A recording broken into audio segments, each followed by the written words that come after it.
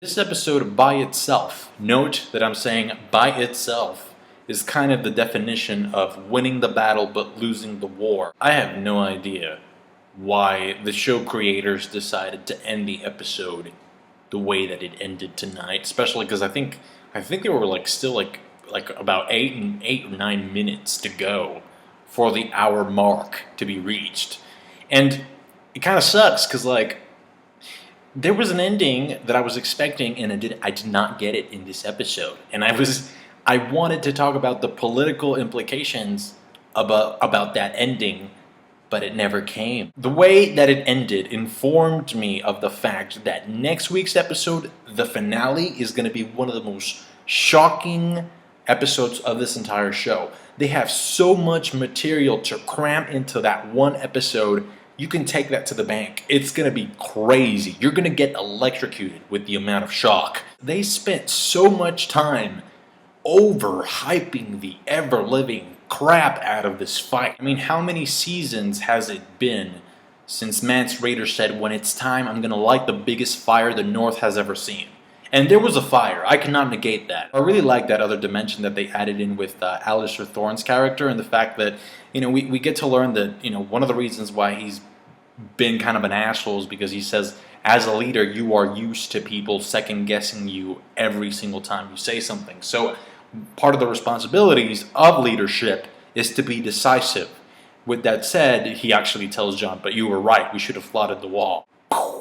And when I saw the mammoth in the promo, I thought it was going to be some Lord of the Rings, get the fuck out of here type of deal. And in terms of strategy, I felt like these watchers on the wall should have been, a little bit smarter. The moment they saw the mammoth heading over to the gate, they should have at least tried to soak it with oil and then shoot a flaming arrow at it so that it just started burning and just ran away. Granted, they kind of do end up doing that with one of those barrel bombs that they send down, one of which explodes at the top, by the way. I thought that was incredibly realistic and really, really awesome. I just felt like it took a little bit too long for them to actually start doing something against the freaking mammoth and giant that was coming to knock at their door.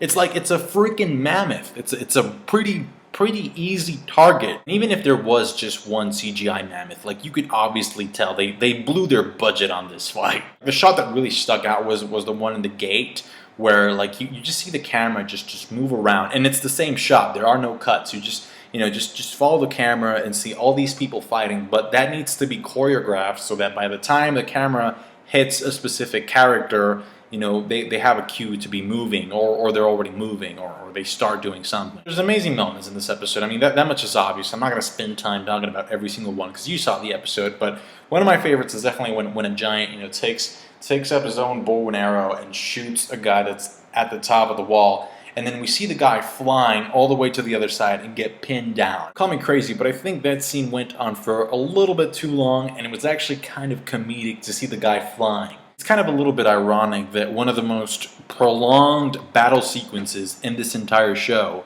thematically, if you look at the theme of the episode, it's really about love. It's about Sam's love for Gilly, it's about Jon Ygritte's love, and how that personal type of love is sort of rivaled by another manifestation of love, which is duty and camaraderie and the sense of community that we have for people that are like us.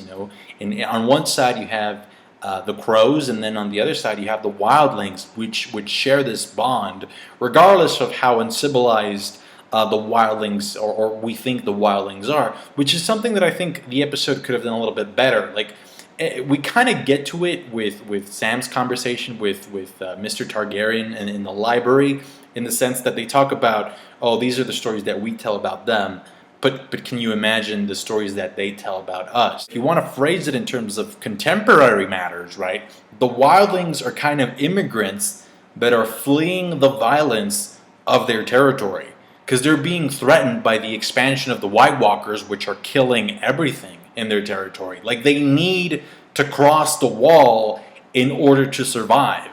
And so in that sense, the crows are kind of like the border patrol. And that's one of the things that I love about this show, is that it just takes medieval sort of, subjects and concepts, and it makes you think in contemporary terms. And one of the things that it just always throws at you is the question of who really are the good guys. Because the wildlings have women and children too, that they need to protect and that are going to eventually end up dying if they don't do something about their situation. And so another thing that you can sort of see is that in a way, you know, you can consider the Wildlings to be maybe even smarter than some people in Westeros, because they said, fuck the king from Jump Street. They were having none of that. They were like, no, we're not going to bow down to whoever's in the Iron Throne. And so in doing that, in removing themselves from this political structure and in the monarchy itself, they were able to a certain extent, you know, sort of not have to deal with these clashes for power and just, you know, cycles of violence that have taken over most of Westeros. And that has caused the death of Ned Stark, Robert Baratheon, you know, Renly, Cat, Robb. You know, the thing that killed all these people, you know, the Wildlings said, fuck that from the get-go. I mean, we still have violence on the other side of the wall, don't get me wrong. Violence is pretty much inescapable within this fictitious world. But the motivation for the violence is very, very different if you compare what's on one side of the wall when you compare it to what's going on in the mainland of Westeros, especially when you compare it to the motivation of the violence that takes place and has consumed King's Landing. And so the reason why I consider this episode to be very worthwhile is not because of the action, because you can get that from any Michael Bay movie, you know, no big deal, but because of the message that I think it tries to convey.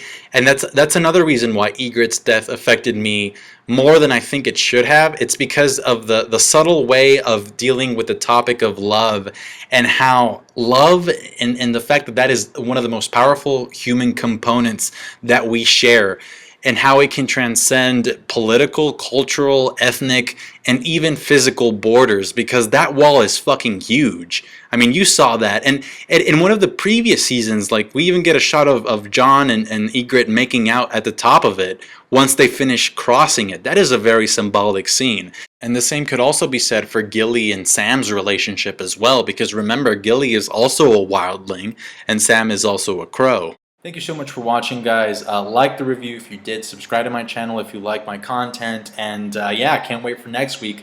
Tell me your thoughts about the hype for next week or this episode itself in the comment section below, and I'll catch you later. Bye.